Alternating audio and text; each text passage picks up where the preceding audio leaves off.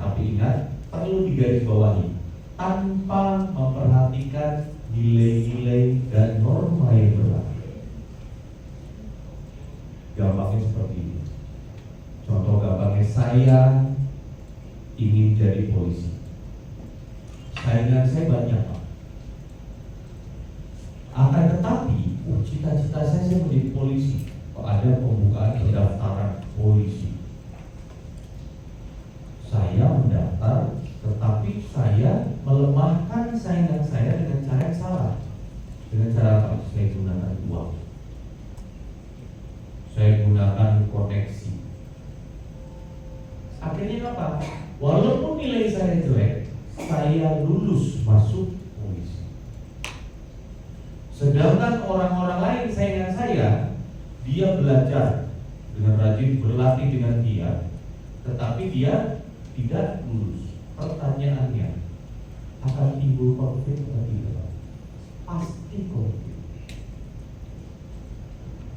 Orang yang nilainya bagus tetapi tidak lulus pasti akan ngomong sama orang tua. Orang tuanya pasti tidak terima. Contoh gampang gitu. Ketika nggak terima, pasti bikin surat aduan kepada siapa? Ke Propam, ke Pak Kapolda, mungkin ke Pak Kapolda. Akhirnya terjadi, tim dari Propam Mabes Polri turun melaksanakan audit. Hasilnya dibatalkan keputusan yang pertama tadi, kemudian oknum-oknumnya diperiksa. Konflik kan? Pasti kan? Begitu juga ketika kita ingin mendapatkan sebuah jabatan di satuan kerja kita.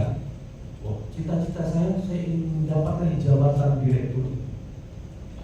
Kita lakukan dengan cara-cara yang tidak sesuai dengan norma yang berlaku untuk melemahkan saingan kita. Dengan cara apa? Kita jelek-jelekkan dia. Kita fitnah dia.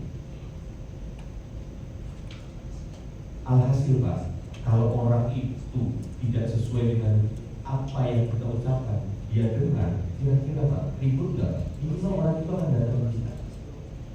Maksud apa mau jelek-jelekin kita?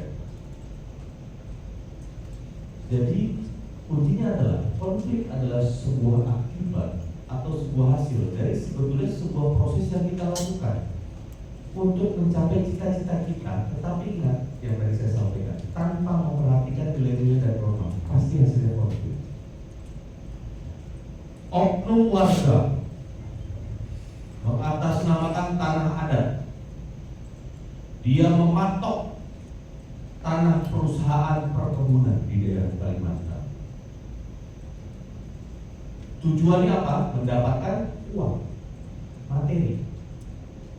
Dia patok, tapi dengan cara yang salah. Kenapa cara yang salah?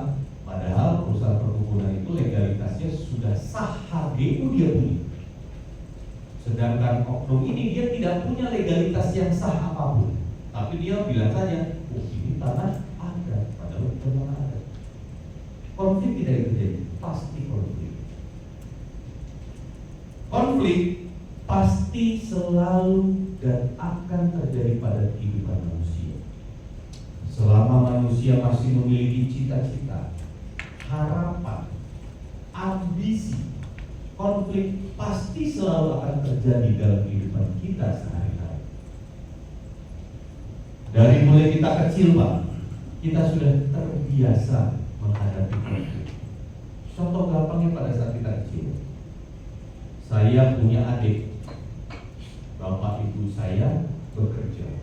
Ketika bekerja keluar kota, pasti pulang bawa oleh-oleh kepada anak.